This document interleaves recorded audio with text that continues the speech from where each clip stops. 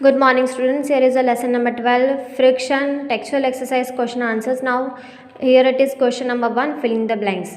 Now, number 1, friction opposes the dash between the surface in contact with each other. Friction क्या oppose करता है जब वो surface के कांटेक्ट में आता है? So relative motion. Friction depends on the dash of surfaces. Friction किस पर डिपेंड करता है? Nature of the surfaces. Friction produces heat. Friction heat produce करता है. Sprinkling of powder on the carrom board dash friction decreases friction. Sliding friction is dash than the static friction. Sliding friction जो है वो less होती है static friction से. Now here it is question number 2. 4 children were asked to arrange forces due to rolling, static and sliding friction in and decreasing order. Their arrangements are given below. Choose the correct arrangement. Rolling, static, sliding, rolling, sliding, static, or static, sliding, rolling, or sliding, static, rolling. So static, sliding and rolling. Alida runs her toy car on dry marble floor, wet marble floor, newspaper and towel spread on the floor. The force of friction acting on the car on different surfaces in increasing order will be wet marble floor, dry marble floor, newspaper and towel, newspaper, towel, dry marble floor, wet marble floor, or towel, newspaper, dry marble floor, wet marble floor, or wet marble floor, dry marble floor, towel on newspaper. So wet marble floor, dry marble floor, newspaper and towel. Option number A.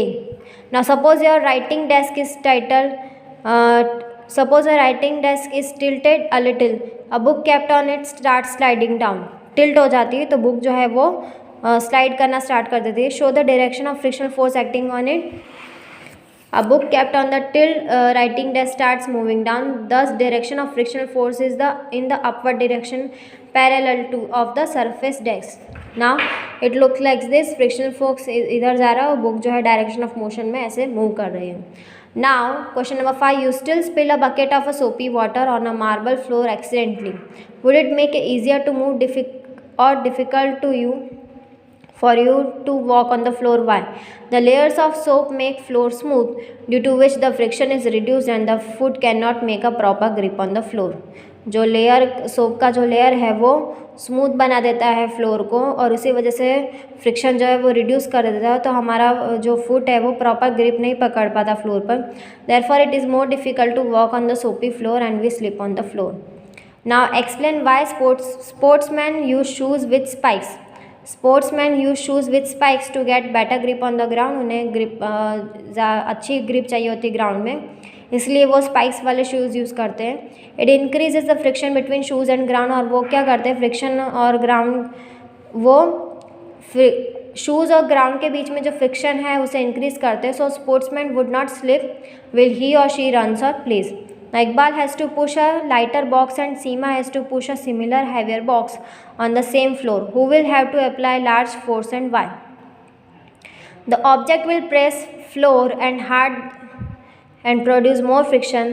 Therefore Seema will have to apply a larger force due to more friction. Object जो है वो उसे press करते हैं floor पे तो उसमें and produce more friction, उसमें वो ज़्यादा फ्रिक्शन प्रोड्यूस करता है. Therefore Seema will have to apply larger force due to more friction.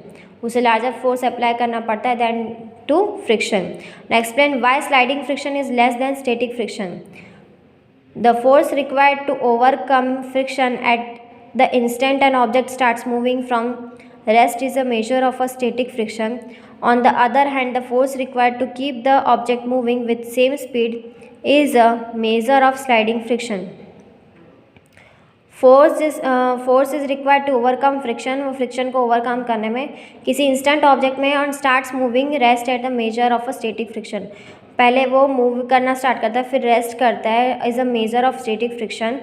On the other hand, the force required to keep the object moving और force उसमें ज़्यादा अप्लाई होता है जिससे कि वो ऑब्जेक्ट को मूव करता रहे at the same speed is a measurement of sliding friction.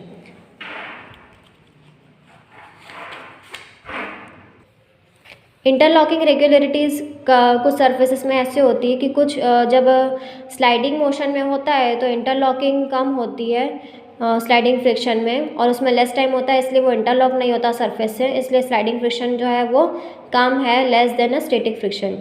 Now give two examples to show that friction is both friend and foe. Friction जो है वो फ्रेंड भी और फोई भी है.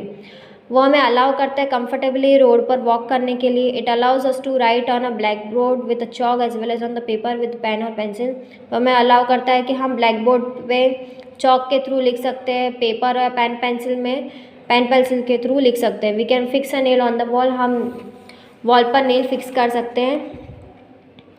Friction as a foe, friction जो है वो फोई है, दुश्मन है। It causes wear and tear in the objects, हमें किसी भी ऑब्जेक्ट्स को कवर करना पड़ता है और ऑब्जेक्ट्स को वो ख़राब भी कर देता है।